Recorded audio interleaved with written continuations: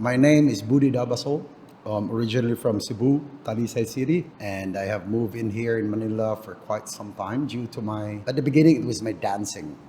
I also have a passion with my dancing, which is the Latin American dances, and I brought it into another level in which the competitive level. But ever since when I was in Cebu, I was so passionate about cars.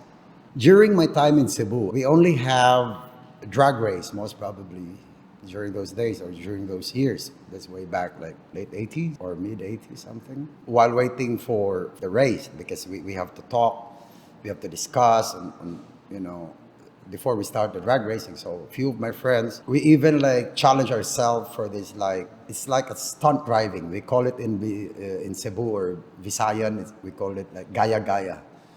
So yeah, the passion have grown so much about cars because of that. The first time since I was a little kid, I always have this in my mind, like as soon as I'll be able to reach up those pedals and the steering wheels, that was the moment that I started, but I can't remember on which age. I guess I was in a teenager, I guess, or maybe 15 or 14.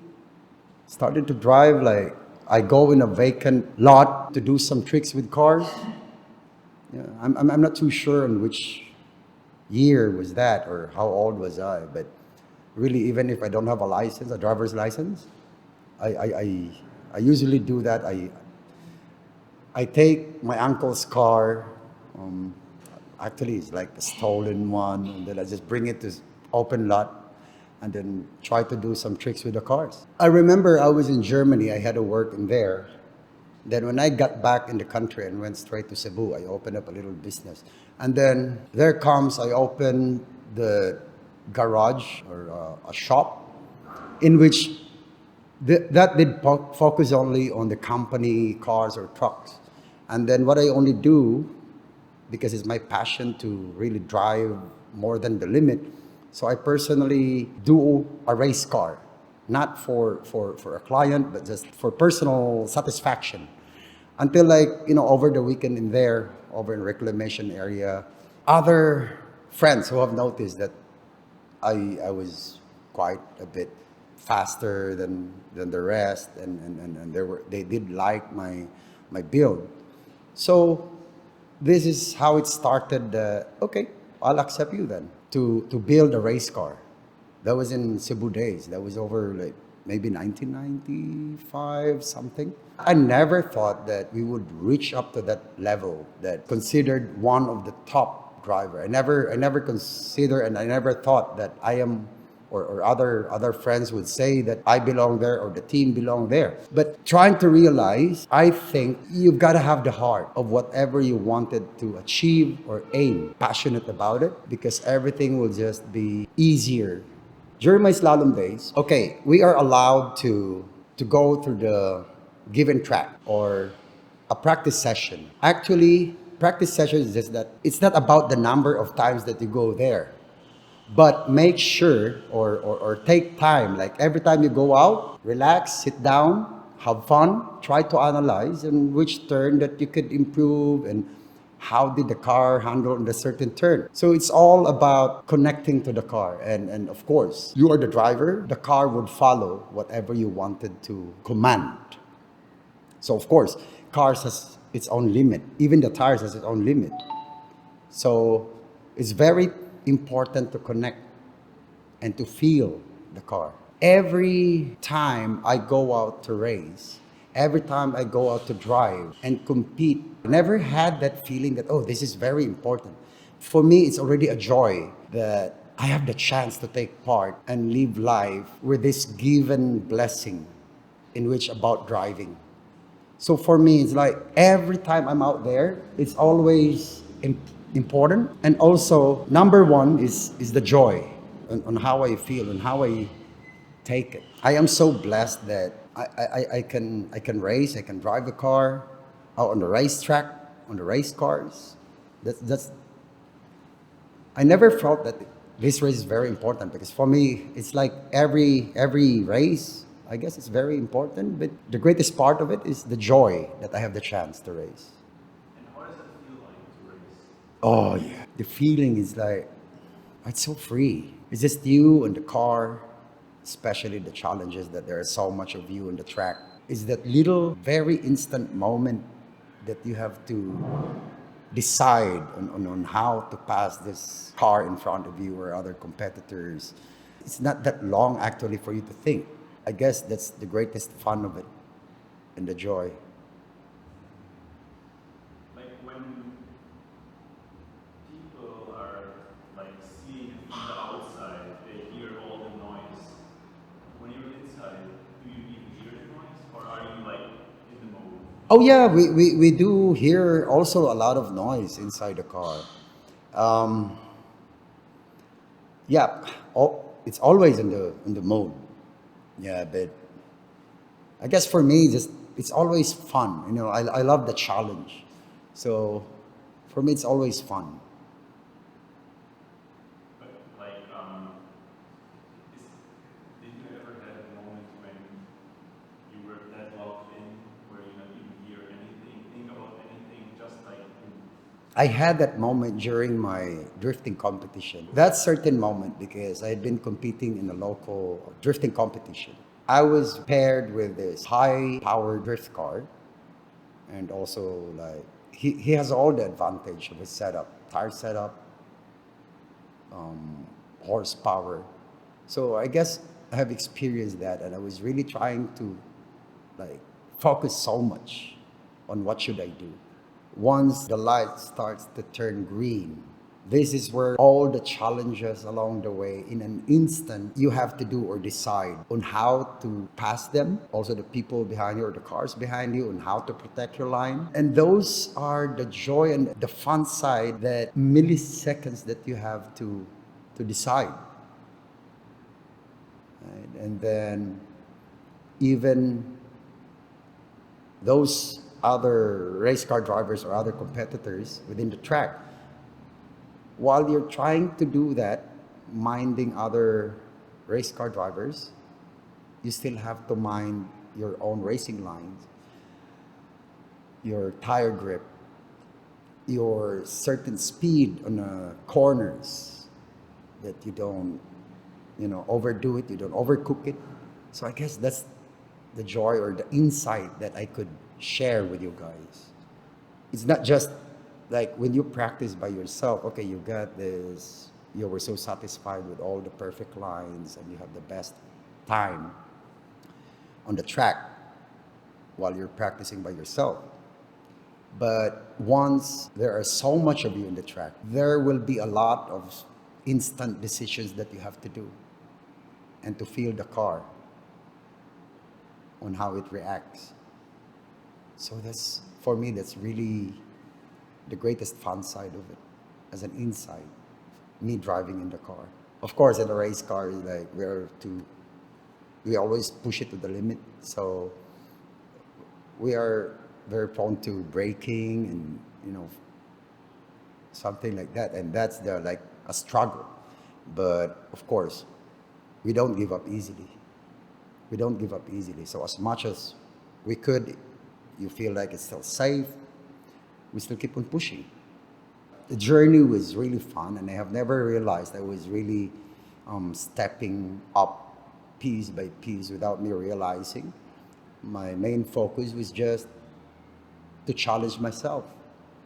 Like, let's say, for example, in this round, if I have done this, a certain rank, and then right after that event, right after that leg, or right after that round, it's very natural for me to like analyze what can I do more, or how can I improve, or what else can I do to make it better. So without me realizing it, the reward was just given along the way. Like when I started my slalom, when I was in my rallycross, when I was in my autocross and rallycross, until I went back to this circuit track racing. And then when I was in my drifting too, of course, it's all glory to God our Father with that guidance. because none of the family um, had a background about motorsports, so I was the only one. Okay, the quick one with that is I just keep on taking part with any motorsports discipline. And then from there, I want to make a point on the next round of the competition that I can challenge myself. Actually, it's more of challenging myself rather than challenging other people or challenging other race cars or race car drivers. Right? It's all about like, okay, if I did, let's say for example, I clocked in and slalom like 45 seconds, and I wanna challenge myself to aim for a lower time. Same thing as other motorsports discipline. I always challenge myself to beat my own capability on a certain round. Even at home or even at night, I still have this visualization. I just close my eyes because, especially in drifting, you don't have much time to think. So just keep on visualizing and apply it. Sometimes if I have the chance to practice, so I try to develop muscle memory so that if this wouldn't work, I have another option to do. Let's say, for example, if I initiate drifting, let's say, for example, if I do weight transfer to initiate drifting, it won't work. That's my first option. But I've got to be ready that I have to set my mind. If that wouldn't work, instantly I have to pull the handbrake. So if it's still not, then I have to whip more on my steering input. So these are the things that, always try to inject in my head. Options. Yeah, I had once in drifting, in which we battle it. In drifting, we do side by side because it's being judged like how close you can be with your opponent. So when I was chasing, he was in the lead. Unfortunately, he dropped the speed too much. So I hit him. That was the only accident I can remember on the competition. Rallycross. I flipped over because we were really like trying to push to the limit. I pushed it too hard, more than the limit. So I paid the price. Then from that time on, that's what I was trying to explain. Like whatever your error is, then you try to correct on the next round or apply that to yourself. Well, on the drifting side, I guess that was his strategy to mess me up. That was his strategy. That was on the drifting side because I was at a chase and he was in a lead. So I guess he wanted to mess me up on a certain line.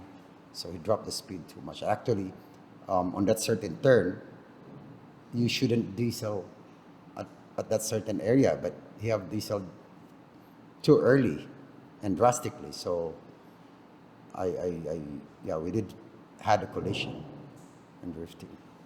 And on the rally cross. Like just a small scratch or? Well, actually, it was like we were at 100 plus kilometers an hour when we had the transition, the drifting, and then we hit each other. It was like more than 100 kilometers an hour. But yeah, but the judges mentioned that we still have a rerun.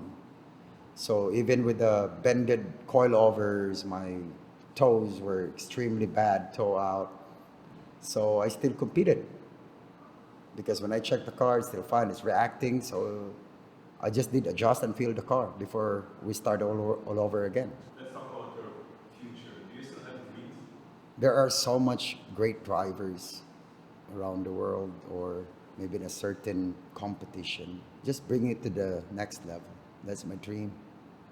And of course, building more cars that is aiming for more reliability. So we never stop planning and thinking on how to apply those. Connecting with the car, you're literally making the car dance. It's like in a certain turn, you flick it and you're doing it sideways. And even on a circuit race, when you turn, you still have to connect. I even talk to cars.